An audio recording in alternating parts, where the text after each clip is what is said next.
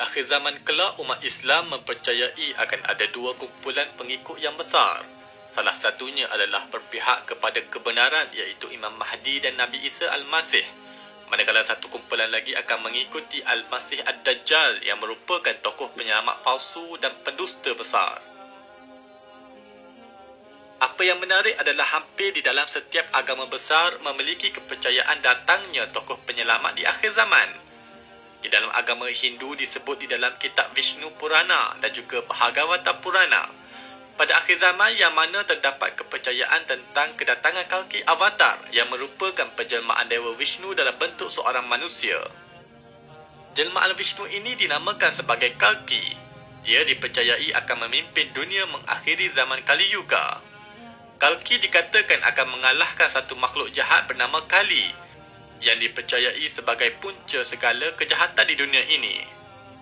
Setelah Kali berjaya dikalahkan, maka akan berakhirlah era Kali Yuga dan bermulalah kitaran Yuga yang baharu dengan Kalki memimpin dunia memasuki era atau Yuga seterusnya yang bersifat utopia dipanggil sebagai Satya Yuga. Di dalam agama Buddha pula mempunyai kepercayaan terhadap kedatangan Buddha akhir zaman. Di dalam kitab Cakkavati Sutta ada menyebut Buddha akhir zaman itu dinamakan sebagai Maitreya. Dan ia dikatakan bakal muncul sebagai Buddha yang baharu apabila ajaran Siddhartha Gautama Buddha telah lenyap dan dilupakan oleh manusia di dunia ini. Sebelum kedatangan Maitreya, manusia dipercayai akan mengalami satu keruntuhan sosial yang sangat teruk terlebih dahulu. Kedatangan Maitreya akan menjadi penanda kepada berakhirnya zaman keruntuhan sosial tersebut. Dan Maitreya akan bertindak seperti mana Siddhartha Gautama dengan mengajar ajarannya kepada manusia. Di dalam agama Kristian pula memiliki kepercayaan kepada konsep kedatangan Jesus kedua atau disebut sebagai parousia untuk membangunkan kerajaan Tuhan di atas muka bumi. Kedatangan Jesus kedua ini dipercayai akan bermula dengan kejadian dua peristiwa yang besar yang dikenali sebagai Rapture dan Great Tribulation. Hal ini disebut di dalam Bible di dalam buku kedua Tesalonika, bab kedua ayat 68. Mereka mempercayai konsep Rapture adalah satu peristiwa di mana semua orang-orang Kristian sama ada yang masih hidup atau yang telah mati akan diangkat dan dikumpulkan di atas awan bersama-sama dengan Jesus.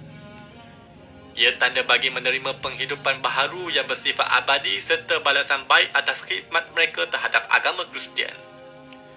Adapun Great Tribulation pula adalah satu tempoh waktu yang sukar bagi penduduk dunia pada akhir zaman.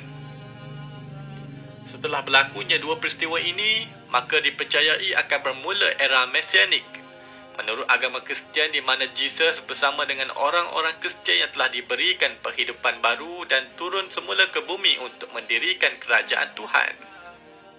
Di dalam agama Yahudi pula mereka mengimani kedatangan Hamasyiah adalah satu konsep kepercayaan eskatologi yang masyhur di dalam agama Yahudi. Orang-orang Yahudi mempercayai bahawa akan sampai satu masa di mana Tuhan akan mengutuskan seorang lelaki yang digelar sebagai Hamasyiah untuk menjadi pemimpin ulung bagi kaum Bani Israel. Hamasyiah dipercayai akan lahir daripada kalangan suku Yahuda, daripada jalur keturunan Nabi Daud. Beliau dipercayai akan memimpin Bani Israel untuk kembali pulang ke tanah yang dijanjikan iaitu Palestin pada hari ini dan membangunkan kuil suci yang ketiga bagi Bani Israel di sana. Setelah itu, mereka mempercayai akan bermulanya era Mesianik menurut agama Yahudi yang mana bakal wujud satu dunia di bawah kepimpinan Hamasyiah yang aman dan damai serta bebas daripada sebarang kesengsaraan. Kesepakatan wujudnya kepercayaan si penyelamat akhir zaman dalam pelbagai kepercayaan ini seakan tidak boleh dinafikan bahawa di akhir zaman kelak pasti akan berlaku pertembungan di antara kebenaran dan kebatilan, di mana ia diwakili dua pihak yang diketuai oleh tokoh yang mana pengikutnya masing-masing mendakwa mereka adalah pihak yang benar. Dalam Islam telah menegaskan bahawa penipuan yang dibawa oleh penyelamat palsu atau Ad-Dajjal itu berjaya mempengaruhi orang-orang naif yang sememangnya mudah tertipu dengan slogan kebaikan, keajaiban dan kerahmatan yang dibawa olehnya.